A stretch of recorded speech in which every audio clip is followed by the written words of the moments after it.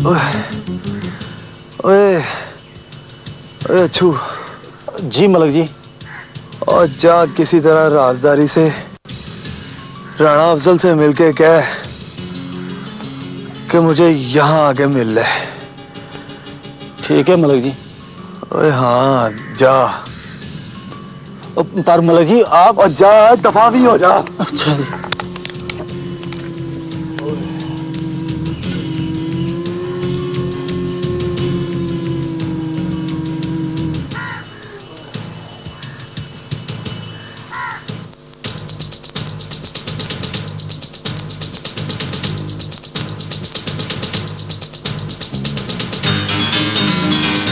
इधर तीफा तो नहीं आया? नहीं जी, खान साहब इधर नहीं आया।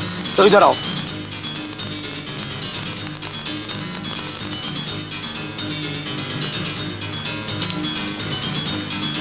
ये भजियों में थे।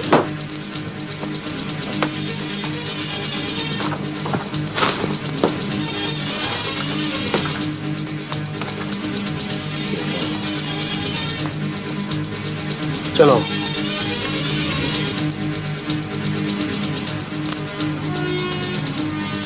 चाचा।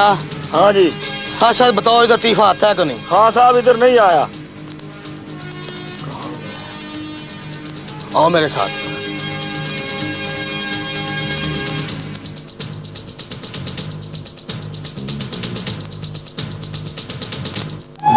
चिंचड़ चिंचड़ चिंचड़। आप भी ऊपर। सर होगी तलाशी, कुछ नहीं मिला। हवलदार। जी सर। मल्ला यकूब के भी घर की तलाशी लो। ठीक है सर। सुनो, इजाजत ले लेना। मलक साहब, आपको तकलीफ दी, माफी चाहता हूँ। कोई बात नहीं, आपने अपना फर्ज पूरा किया। आपकी तसल्ली तो होगी ना भाई साहब? बहन जी, सिर्फ इतनी तसल्ली हुई है कि वो डेरे और घर में छुपा हुआ नहीं है, लेकिन उसे पेश होना है। मेरा बेटा ऐसी हरकत नहीं कर सकता जी। हर माँ अपनी औलाद की खातिर यही कहती है कि मेरा बेटा ऐसी हरकत नहीं कर सकता। तो फिर वो गायब कहाँ है? आपके पास भाई के खिलाफ कोई सबूत है? और बीबी पैना, अक्कू मोची का बयान उसके खिलाफ है। क्या ये सबूत काफी नहीं है? लेकिन वो भी तो राणे का ही आदमी है ना, वो तो ऐसा कहेगा ही ना।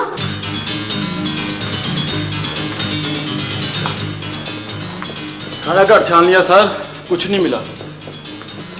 आपके पास इस घर में तलाशी का कोई इख्तियार नहीं था, लेकिन इसके बावजूद हमने आपसे ताउन किया। शुक्रिया बाबू सलीम, लेकिन इतना सा तामन और कर दें कि तीफा पेश हो जाए। साहब बादर, मैं आपको साफ साफ बता दूं कि वो किसी के कहने सुनने में नहीं है। तो ठीक है, हमें मजबूरन कोई और तरीका इख्तियार करना पड़ेगा। इन बुजुर्गों को तकलीफ देना होगी। ये भी आपके इख्तियार में नहीं है, कानून इसकी इजाजत नहीं देता। कभी कभी हम इंसाफ की खातिर कानून को थोड़ा इधर उधर कर लेते हैं, लेकिन बेहतर है कि वो पेश हो जाए। हमें पता चला जी वो अक्सर रात को घर आता है। आप आए तो उसे पेश करते, ये आपकी जिम्मेदारी है। इससे पहले कोई नुकसान हो जाए, आप तीफे को फौरन पेश करें, समझे? हवालदार गाड़ी में बैठो।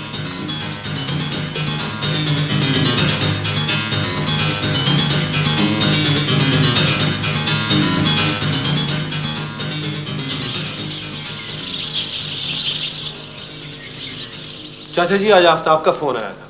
वो बता रहा था कि उसके मामू मुमानी लंदन से परसों आ रहे हैं और उसकी अम्मी जो है वो ये रिश्ता तय करने के लिए बज़िद हैं, और अगर ये रिश्ता तय हो गया ना तो बस फिर।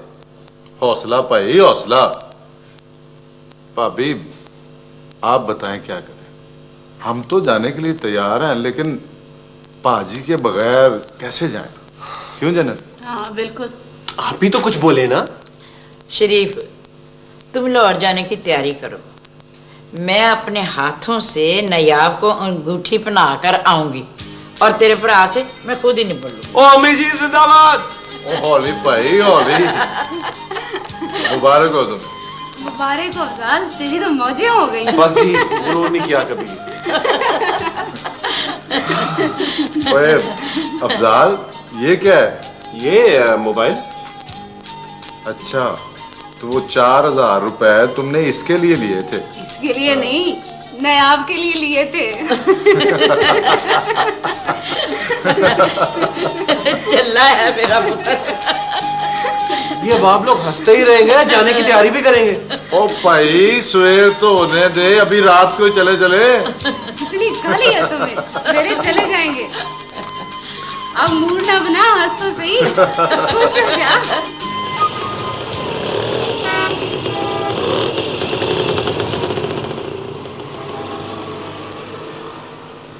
है आप, वो अफजाल की अम्मी और उसके चचा चची आ रहे हैं, आज तुम्हारी मंगनी है। क्या? सलीम भाई का फोन आया था, वो कह रहे थे वो लोग रास्ते में कभी भी पहुंच सकते हैं। भाभी, ये तुमने क्या किया? ये कौन सा मौका है उन लोगों को घर बुलाने का? अस्सलाम वालेकुम अबू। अबू वो लोग आ रहे हैं। कब? आज और अभी। तुमने अपनी मामा से जिक्र तो नहीं किया? नहीं अबू, सब कुछ अचानक होगा। अम्मी आ रही है। ओके। नायाब, तू आज ड्यूटी पे नहीं गई? इनके दुश्मनों की तबीयत नासाज थी। क्यों, क्या हो गया? कुछ नहीं मामा, वो मेरे सर में दर्द है थोड़ा सा। अच्छा ठहरो, मैं चाय बनवा देती हूँ। नसरीन, जी बेगम साहबा। सब बीबी के लिए चाय बना दो। फौजिया,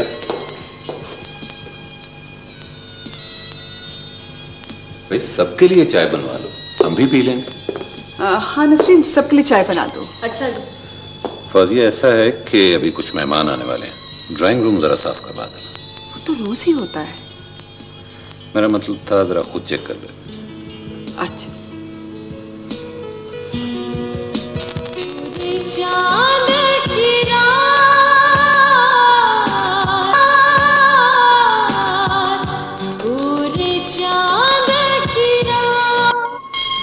मिराजुद्दीन तो कहता था पीर की सुबह जमानत करा देगा, लेकिन आज तो चौथा दिन है। कहीं 1.5 लाख रकम देखकर पत्नीयत तो नहीं हो गया। अफजाल को इकला करवाऊं, लेकिन क्या सोचेगा कि अब्बास तवाइफ के कोठे से पकड़ा गया और हवालात में है। रब्बा, तेरा ही आसरा है, तेरा ही आसरा है। मियाँ जी चले। कहाँ? साहब ने बुलाया आपको।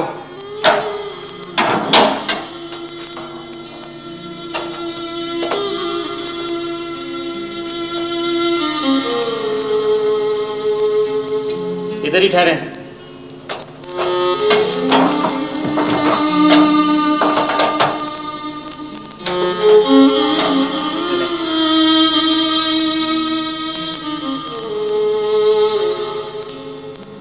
मलिक साहब, अब आप घर जा सकते हैं। इसके बाद भी अगर आपको हमारी जरूरत पड़े तो हम हाजिर हैं। बड़ी मेहरबानी जनाब। जनाब, मेरी जमानत हाजी मिराजुद्दीन साहब ने करवाई है। नहीं नहीं नहीं, अब उसकी जरूरत नहीं रहेगी। दरअसल गुज़श्ता रात मेरी मुलाकात एक पार्टी में थाना रेस कोर्स के एसओचओ साहब से हुई। वो मलिक हैं और मेरे क्लास फेलो। अच्छा अच्छा, माशाअल्लाह, बहुत अच्छे अफसर हैं जी। वो एक गरीब घर की तावान के लिए अगवा होने वाली एक लड़की के बारे में वाकया बयान कर रहे थे कि किस तरह अपनी खोई लड़की की तलाश में निकले हुए एक शख्स ने उन लोगों की मदद की और तावान की रकम अदा करके लड़की बाजियाब कराई। जब मैंने उनसे उस आदमी का नाम पूछा तो उन्होंने आपका नाम लिया। मैंने उसी वक्त ऐद कर लिया कि सुबह सबसे पहले आपकी बाइज्जत रिहाई का काम करूंगा। दरअसल आप जैसे लोगों के दम से ही ये माशरा कायम है। अगर हमसे कोई गलती कोताही हुई हो तो हमें माफ कर देना मलिक साहब। अल्लाह आपको जज़ा देगा, आपकी बड़ी मेहरबानी। जनाब, एक दरखास्त है, अगर हाजी मिराजुद्दीन साहब यहाँ तशरीफ लाएं तो उनसे ये कह दें कि मैं उन्हीं के दफ्तर में उनका इंतजार कर रहा हूँ। जरूर। मेहरबानी। हवालदार। Yes sir. मलिक साहब को इज्जत के साथ रुख सकते। ठीक है सर। खुदा हाफिज मलिक साहब। जीते रहो बेटा।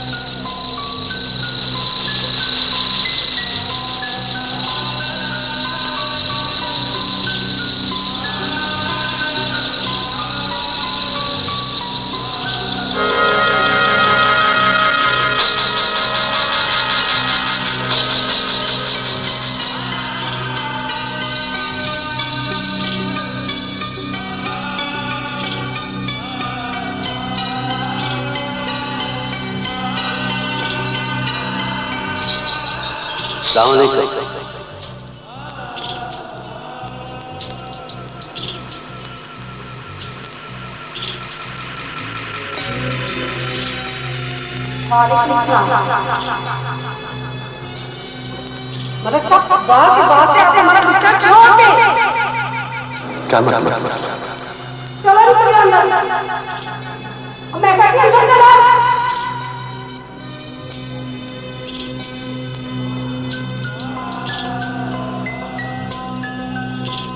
आप कैसी बातें कर रही है?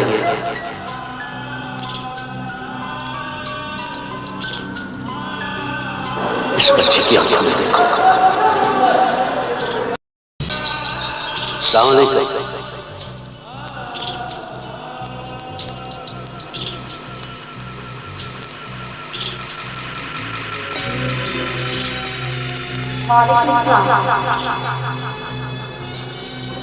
मलिक साहब, गांव के बाहर से आपने हमारा बच्चा छोड़ दे। क्या मतलब? चलो निकलिए अंदर। मैं कहती हूं अंदर चलो।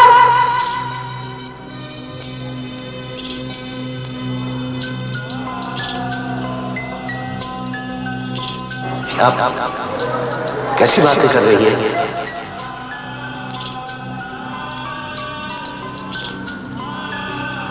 इस बच्चे की आंखों में देखो।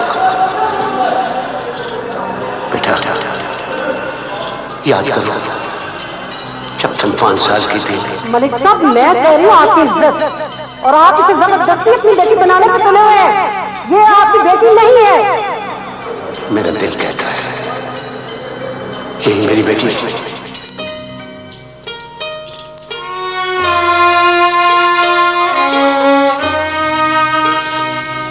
मलिक साहब, आप यहाँ से चले जाएं, वरना आपको समझाने के मेरे पास और भी तरीके हैं। कौन से तरीके? बस चलो, मेरे साथ को समझाएगा। मगर मैं तो अपने साथ पैसे भी लाया हूँ। नहीं चाहिए मुझे पैसे। चलो समझाएगा इनको। चलो चलो चलो चलो।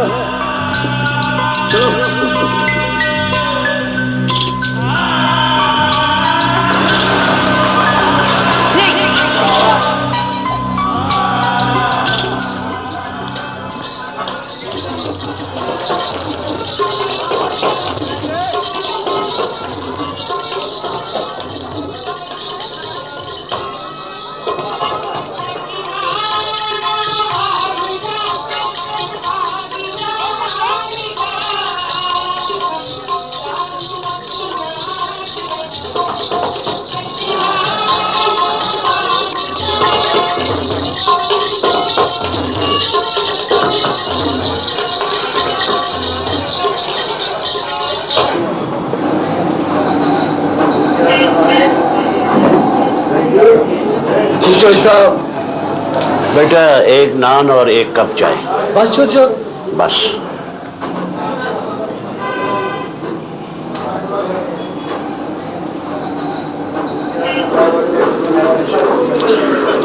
आप परदेसी मालूम होते हैं बुजुर्गों। यहाँ हर आदमी ही परदेसी है बेटा। कहीं दूर से आए हैं? नहीं, इतनी दूर से भी नहीं। ये थाना टिब्बी की हवालात से आया। हवालात से जी? आपने कोई जुर्म किया था? कोई जुर्म करता है तभी वो हवालात और जेल में जाता है ना बेटा।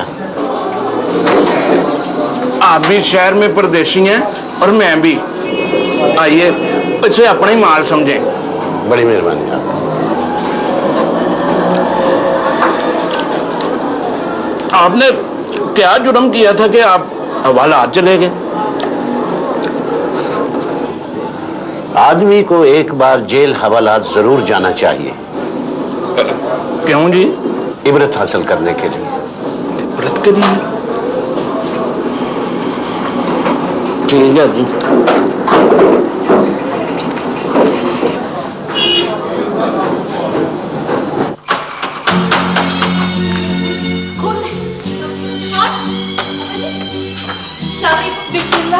आ गए आप? मिल गया लड़का? क्या कहा उसने? मुझे कुछ पता चला? पैसे दे दिए? अभी कुछ नहीं बता सकता मैं, बहुत थक गया हूँ, बहुत थक गया। पैसे मिल गए? क्या पता, क्यों नहीं बता सकते?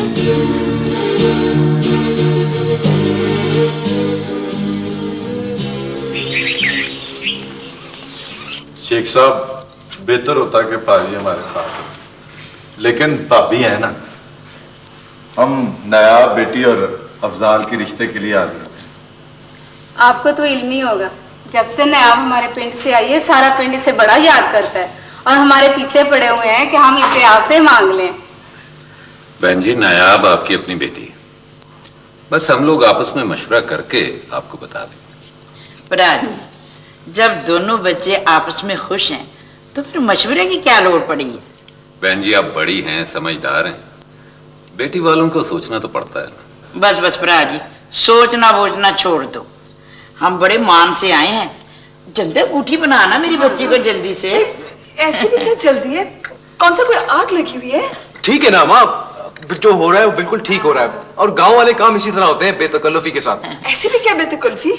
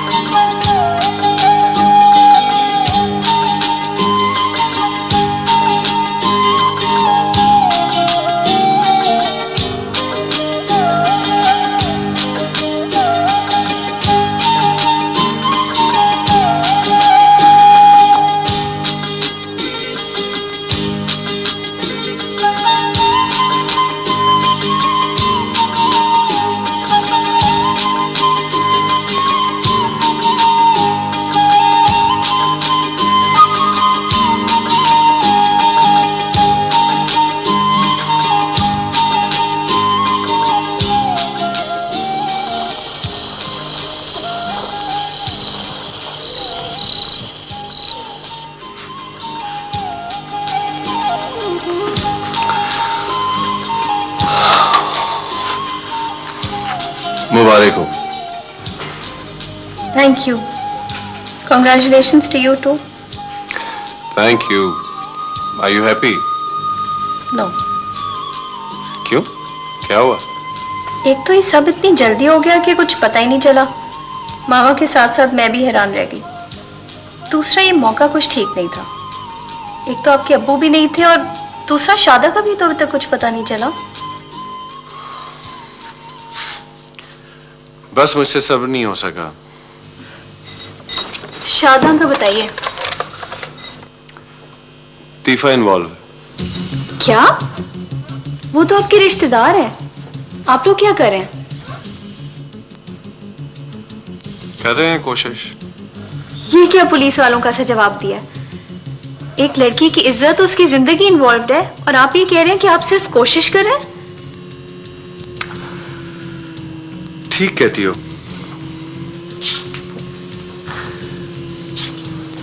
अब मैं तुम्हें तभी फोन करूंगा जब शादा बरामद हो जाएगी। आई एम सॉरी, मेरे ख्याल से मैं कुछ ज्यादा ही बोल गई, मुझे इसका हक नहीं पहुंचता। अब तो और भी ज्यादा हक पहुंचता है। Even then I am really sorry. अब तो दिल चाहता है तुम्हें देखने को। तो फिर आ जाइए। नहीं, अब तो मैं तभी आऊंगा जब शादा बरामद हो जाएगी। आपने मेरी बात का इतना बुरा मान लिया। आई नो, मुझे आज के दिन कम से कम ऐसी बात नहीं करनी चाहिए थी। नहीं, तुम ठीक कह रही हो। एक लड़की की इज्जत और आबरू बर्बाद हो रही है और हम खुशियां मना रहे हैं, लेकिन इसमें सरासर कसूर तुम्हारी मुमानी का है और इस सारी साजिश में ताबी भी शामिल है। लेकिन मैं बहुत खुश हूं। खुश तो मैं भी हूं। यूं लगता है जैसे समंदर में तैरते तैरते अचानक पांव के नीचे जमीन आ गई हो। एक तहफ्फुज़ का एहसास है। मुझे खुद यूं लगता है जैसे सहरा की रेत पर चलते चलते नखलिस्तान में पहुंच गया हूं। एक चेहरा अब साथ रहेगा पूरे चांद की रात। पूरे चांद की रात, जीवन भर का साथ।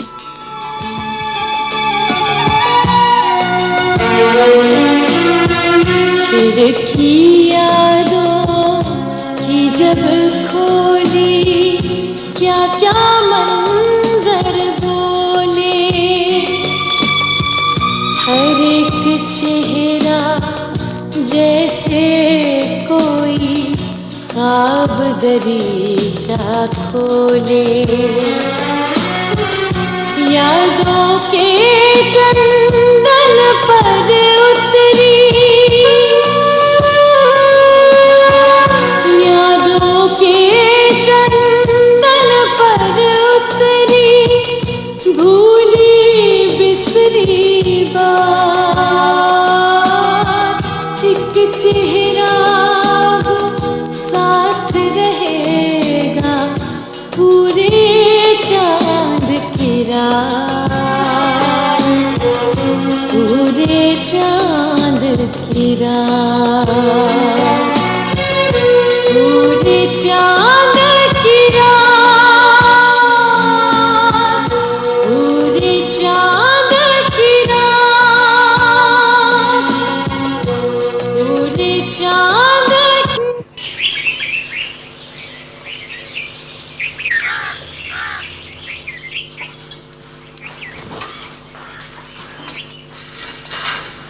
कौन है? मुंशी हाँ भाई, बादरे के लिए कोई चिट्ठी लाए हो? तो मैं नहीं जाऊंगा। नहीं चाचा, मैं तो सलाम करने आया हूँ। ओ वालेकुम अस्सलाम।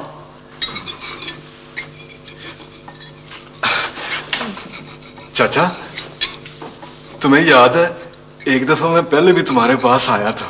और कब? चाचा आया था।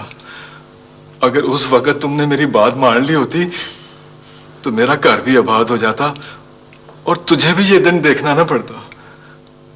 तुम मेरे जख्मों पे नमक छिड़कने आए हो? नहीं चाचा नहीं, अच्छे वक्त के तो सब साथी होते हैं। मैंने सोचा इस वक्त तू मुसीबत में है, तुझे मदद की जरूरत है। ओए अब मेरी कोई क्या मदद करेगा? आदमी की दवा आदमी है चाचा, सब ठीक हो जाएगा। कैसे ठीक हो जाएगा? बड़ी दुआओं के साथ तो बादरे का वीजा लगवाया था, अब ये जाने से इनकारी है। क्यों है बादरे? क्या चाचा? वो तू जाने से इनकारी क्यों है? इन हालात में कैसे जा सकता हूँ? चाचा कहता तो ये ठीक है, पर चानस रोज रोज नहीं मिलते। अभी 1 महीना पड़ा है, अल्लाह करे शादा घर आ जाए तब जाऊंगा। चाचा, मलिक अफजाल और सलीम आपके लिए। यार उन दोनों का नाम मत लो। नहीं चाचा, वो दोनों तो बहुत अच्छे हैं। होंगे, मगर मुझे तो लगता है कि मुझ पे ये सारी मुसीबत जो आई है उन दोनों की वजह से आई है। चौधरीयों के आदमी भैंस ले जाते, क्या हो जाता? मैं उनका कर्जा वापस करके भैंस ले आता। इन दोनों की दखल अंदाजी से मेरा घर मलकों, चौधरियों और राणों की सियासत का अखाड़ा बन चुका है। चाचा, कहते तो तुम ठीक हो, पर ऐसे मौके पर किसी शायर ने क्या खुदा के लिए शेर ना सुना। हम तो चौधरी और राणे को बुरा कहते थे, बुरे तो निकले ये मलक। ये जो तीफा फड़की जोगा है गोली लगना, इसका खाना खराब हो, इसका बेड़ा गरक हो, ये किसी जोगा ना रहे ना पिता। ये दफा ओ सारे मलकों को तो इल्जाम ना दो चाची, गंदी मछली तो एक ही होती है चाचा। मगर तालाब तो सारा गंदा हो गया ना। अब तो गांव में ये अफवाह भी है कि दूसरे 2 आदमी भी उन्हीं के थे और एक कामा भी उनका गायब है। मुझे अब ये चौधरियों पे कोई भरोसा नहीं रहा। मेरा ख्याल है कि मैं बड़े राणा के घर जाऊं, उसके बड़े असर रसूख हैं, वो मेरी बेटी को जरूर वापस ले आएगा। हाँ चाचा, ये ठीक है, इसमें कोई हर्ज नहीं, मैं भी तुम्हारे साथ जाऊंगा। चलो, मैं अपनी गलतियों की माफी मांग लूंगा। आओ चलो चलो चलो, आओ चलो, आप साइकिल ले लो, आ जाओ।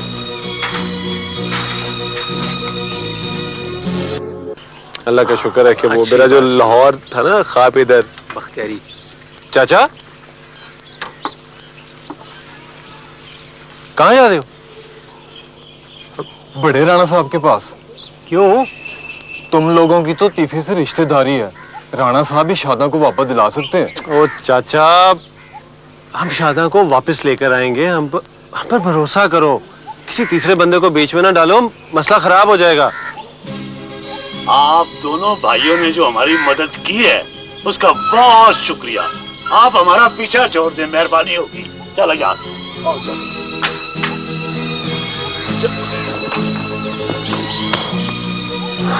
चलो,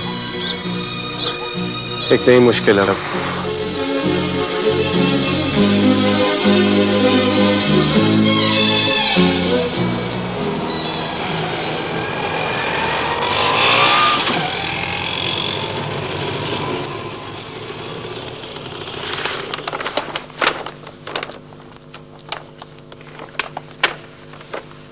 अस्सलामुअलैकुम जी। वालेकुम अस्सलाम।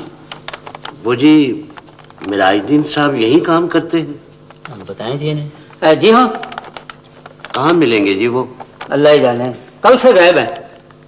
गायब है? जब कोई मुलाजिम बगैर बताए गैर हाजिरी करेगा तो यही कहेंगे ना बाबा जी। आप बताएं क्या काम है? वो दरअसल जी मुझे उनसे जाती काम था।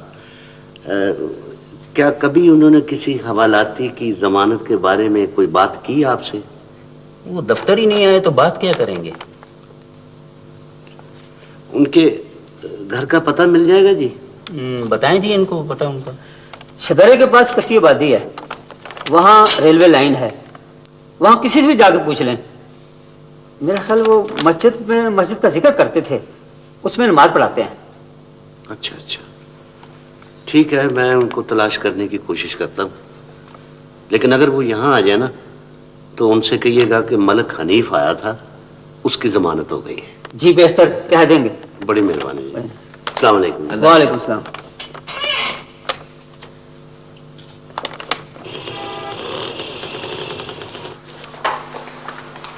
अब कैसी तबीयत है?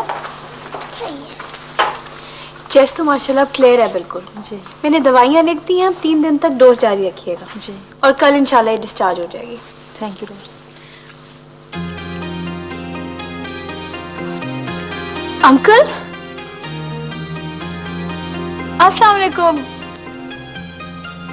वालेकुम अस्सलाम बेटा। आप कब आए?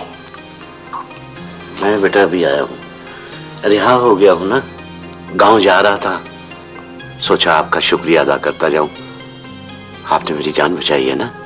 इसमें शुक्रिया की क्या बात है, आप प्लीज आए ना, बैठे, मैं आपके लिए चाय मंगाती हूँ। नहीं बेटा, मैं चाय पीने नहीं आया, मेरे लायक कोई खिदमत हो तो हुक्म करो। कैसी बातें करते हैं आप? खिदमत तो हमें आपकी करनी है ना। जीती रहो बेटा, जीती रहो। अंकल, अगर आप माइंड नहीं करें तो आपसे एक बात पूछ सकती हूँ?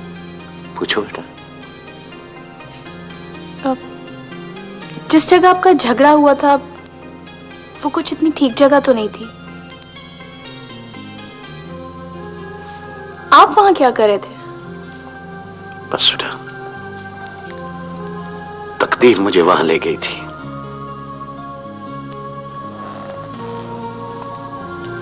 जिन रास्तों पे मैं जवानी में कभी नहीं चला था,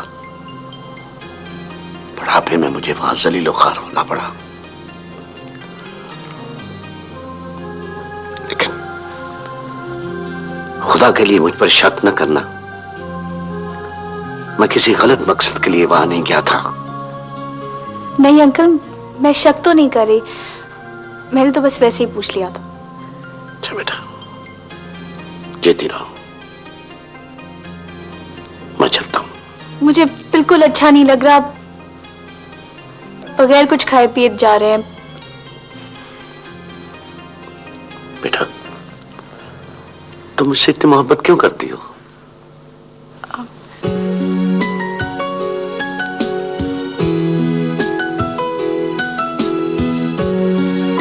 बस अंकल,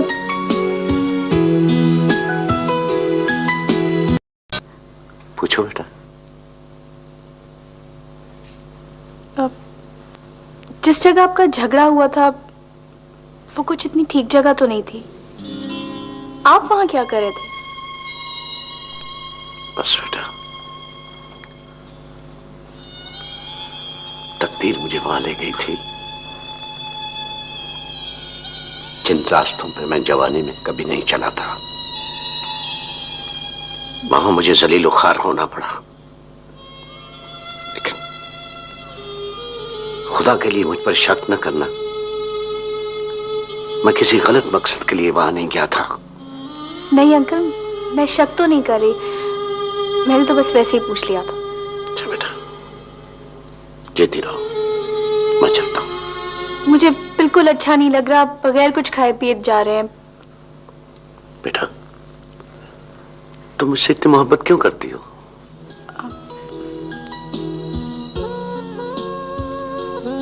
बस अंकल,